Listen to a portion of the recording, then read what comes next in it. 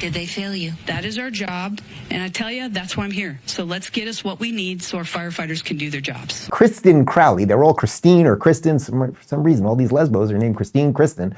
Here's Kristin Crowley, and she's asked if the government of Los Angeles has failed the lesbian firefighters. I don't know, just period. Did the city of Los Angeles fail you and your department and our city?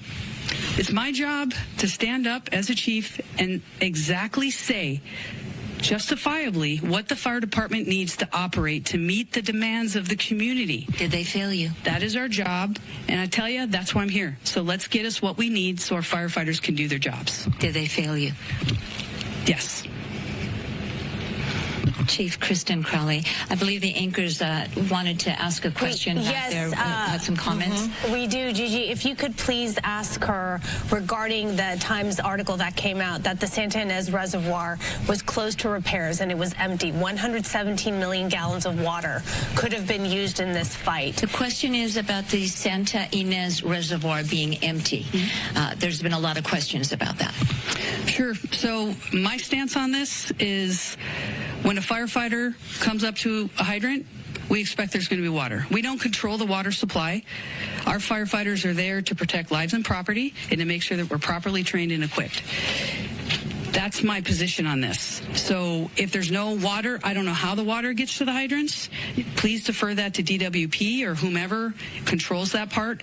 But I can tell you the resiliency of our firefighters, if there's no water, they're going to go find water. They're going to figure out a way to do the best they can with what they've got in a very dynamic situation. And I know you expressed concerns that those DWP hydrants would not be inspected thoroughly because of the budget cuts. That is something to discuss, and we're going to look into that in regard to how we can ensure there's going to be water when we need it. But in the end, I'm going to defer that to DWP and whomever else controls the supply. I can guarantee you that when our firefighters showed up on that day with what they had, they did absolutely everything they could do to rescue and to save people's lives and property.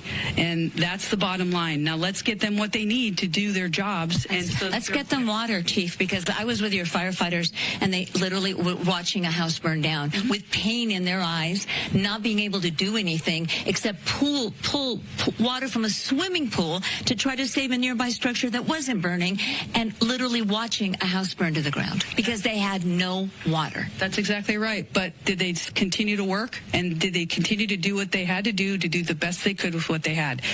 Yes. Chief, follow-up. Thank you very much for talking to us. We appreciate it. I believe we have a follow-up question from the studio. Question on that reservoir issue. Is the fire department aware of when these resources are depleted, just like that reservoir had no water? Was she aware of that fact, that it was under construction and there was no water there? Sandra Endo, one of our anchors, wants to know if the department is advised that the Santa Ynez Reservoir was going to be emptied. Were you aware that there was no water there? No, we weren't aware of that.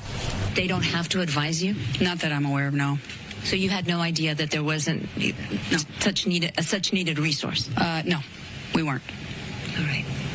Chief Kristin Crowley, again, Chief of the Los Angeles City Fire Department. Thank you for talking to us. I know it's been a very exhaustive, emotional, and I imagine you're mad, and I imagine you're sad. You may not want to talk about that anger or that disappointment, but I can see it in your eyes.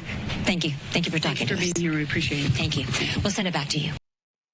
You, person in the Palisades who's standing in the rubble of your home right now, you failed that lesbian, and I hope you think about what you've done to her. Do you see how it's all a shell game? The buck stops with nobody. Everybody's blaming everybody. Gavin Newsom, why isn't there water coming out of the fire hydrants? Well, I'm going to find out about that. Fire chief, did the people fail you? Well, it's my job to sort of do things, but yes, they did fail me. When Rumble first started in 2013, they built the platform for the small creator. They didn't censor or have biases. They were fair and treated all creators equally. No one thought platforms would censor political conversation or censor opinions around COVID, but they did. Facebook admitted they fell to pressure from the Biden and Harris administration. Of course, Rumble did not. They held the line.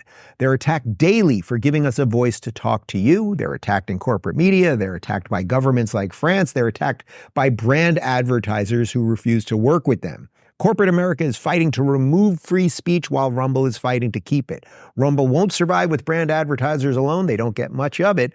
So watching our show is the number one way we can ask for support from you. But if you really believe in this fight and you have the means, one major way you can help Rumble survive is by joining Rumble Premium. Join the community that believes in the First Amendment and believes in our human right to free speech. Rumble is offering $10 off with promo code Rubin when you purchase an annual subscription. Go to rumble.com/premium/Rubin and use code Rubin. Like I said, if you have the means and believe in the cause, now is the time to join Rumble Premium. If you don't have the means, we're just happy if you watch us right here on Rumble.